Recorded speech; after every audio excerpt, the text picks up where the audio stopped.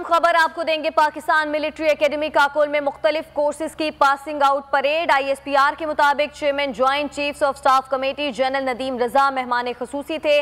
Sri Lanka, Iraq, Maldives, Nepal के cadets भी pass out होने वालों में शामिल हैं। जनरल नदीम रजा ने पासिंग आउट परेड का मुआयना और कैडेट्स में एजाजात तकसीम किए। एजाजी शमशीर एकेडमी सीनियर अंडर अफसर अब्दुल समद ने हासिल की है।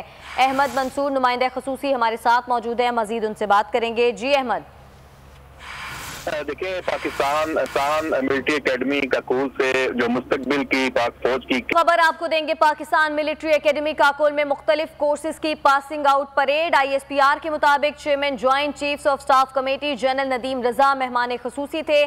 श्रीलंका, इराक, मालदीव, नेपाल के कैडेट्स भी पास आउट होने वालों में शामिल हैं। जनरल नदीम रजा ने पासिंग आउट परेड का मुआयना और कैडेट्स में एजाजात तकसीम किए। एजाजी शमशीर एकेडमी सीनियर अंडर अफसर अब्दुल समद ने हासिल की है।